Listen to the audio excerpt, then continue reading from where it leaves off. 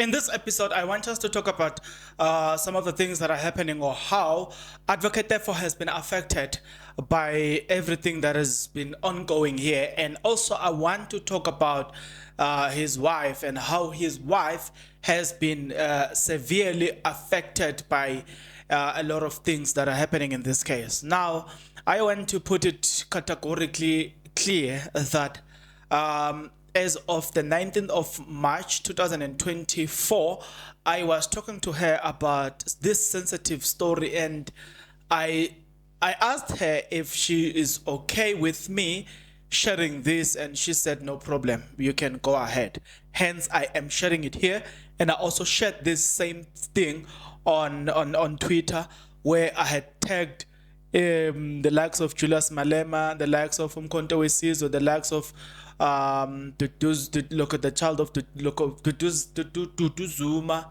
I tagged Tsegi Mazwai and others as well.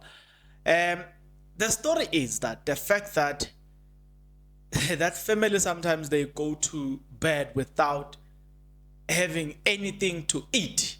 That's how much the story or the issue of Advocate Tefo has affected his family.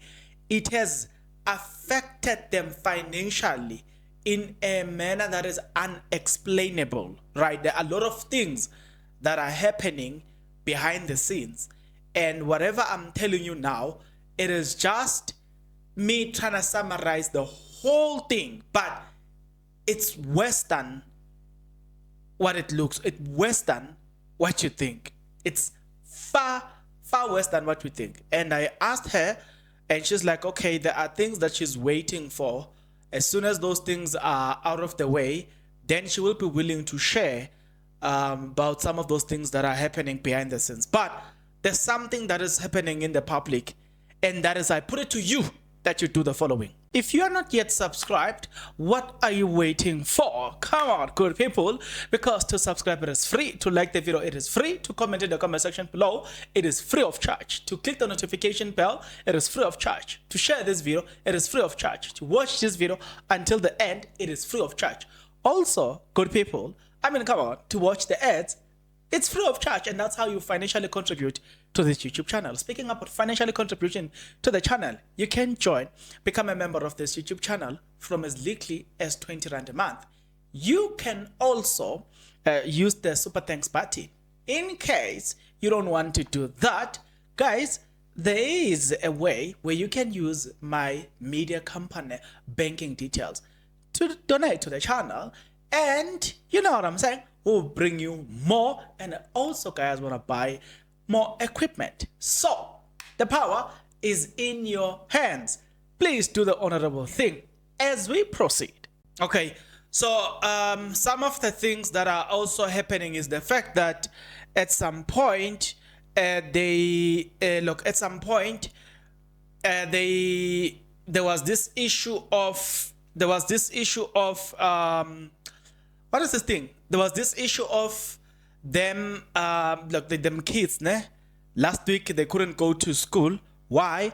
Because there was nothing to eat, and so they couldn't proceed with things. They couldn't hey guys,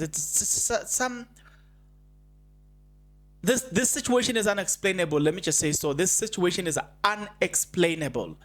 It is a bit harsh, a bit difficult, a bit it's one situation that you kind of feel like, why I know maybe Advocate there, maybe their interest would have been Advocate Tefo, and they wanted to deal with Advocate Tefo, but then right now the family is suffering the consequences, right? And also the kids, they can't go to school, right? You just ask yourself a question: will they finish schooling this year, 2024? Will they ever finish schooling in 2024? When I shared the story, a lot of people were saying that they want to help, and I said, and then I want to make this categorically clear, and I don't want you to have this. I don't want you to confuse matters. I do not collect donations either for the Meyiwa case in any way, shape, or form, or the Teffo'S family. If you want to donate, if you are donating for the case of Senzo Meyiwa, Sis Ngobile, there's an account for that belongs to Ngobile. There's an account that belongs to Mpumentanzi, not me. I don't take donations. 2, if you want to donate to the Meyiwa family, I left you with an account for that. I don't do donations. I don't take donations. 3, if you want to donate to Teffo'S, do not think that I accept such donations. No, I don't. If you want to donate, I will leave an account here. Use that account. I am not a middleman in anyone's finance. Nope. To people that have got an intention of donating to the channel, whatever you're donating, it's for the channel, and there you are not also forced.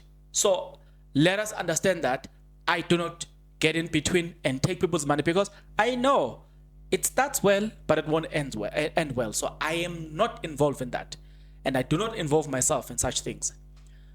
And then again, when she has the energy and the strength, she will come and explain to you how these people have tormented their lives. The very same people that will stand here and say, you have a right to this, you have a right to that, you have a right to this, you have a right to that, your right is this, your constitution right. But behind the scene, their cruelty is on another level. They forgot about all the rights that they were reading to you, the right that they know on top of their head, the things that they do to intimidate other people, and the things that they do to Teffo'S himself, even up to date. You remember that at some point they released a statement saying that he's got a problem of some sort, right? He does not want to do this and this and this. They forgot to tell you that he was supposed to appear in court. Instead of taking him to that court, they took him to a different court, and the case was happening on a different court. Is that even constitutional? Did they report about that? No. Did they report that on the 13th of March, he was supposed to appear in Joburg and they didn't fetch him? Why? Even today, the wife, they haven't given the wife a clear explanation as to why. If they intend to be fair and they intend to, they have cases against the husband. Why is it that why is it that things like this, which is injustice, miscarriage of justice, okay, let me not say miscarriage of justice, but it is a deliberate attempt from other people to make sure that the case doesn't stand before court, and the postponement that have been happening every time an advocate Teffo'S is appearing in court, there's a lot of postponement. This person is not here. This person is not here. There's a new person. There is this and this. Those things, nobody's reporting about it. Nobody's saying anything about it. You start talking about advocate Teffo'S, they come for you, right? Like they are now doing. They are coming for me. And I know, right? And I expected this, right? It's not like it's something new. I expected this.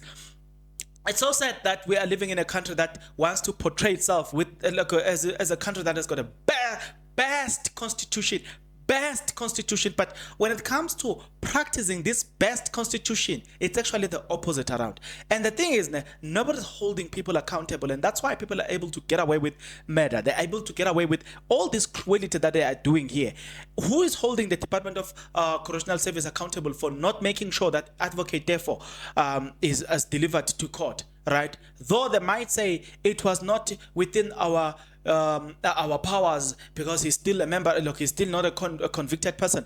He still belongs to the SAPS. It's fine, but they were supposed to make calls and release letters to say, listen, we have tried our part that this person must appear in court, because whatever is happening. Well, look, you can't blame solely the police, South African Police Service, the Correctional Service. They know that on this day we will be releasing him to court.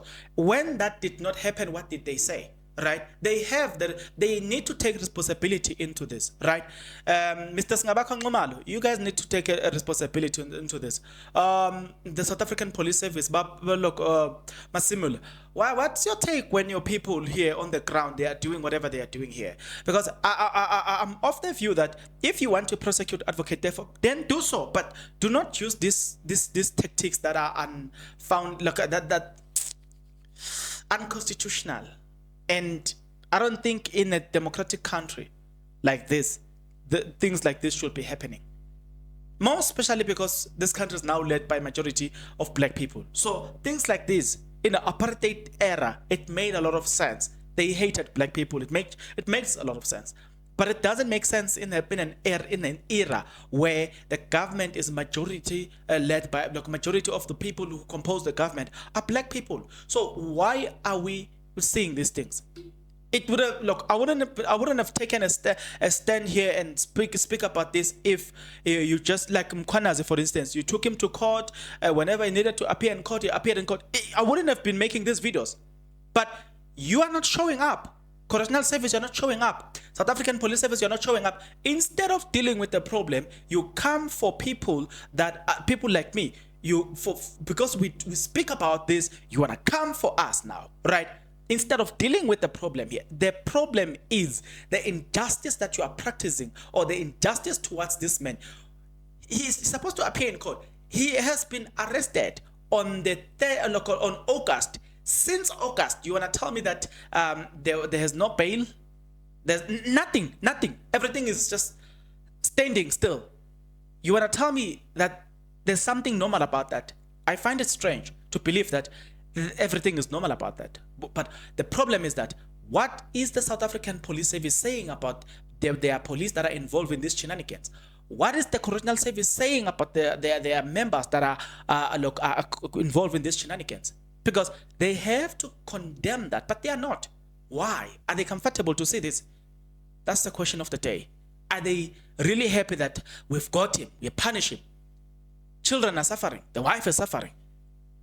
Are you happy now that his children, chances are next year they might not go to school? Are you happy now?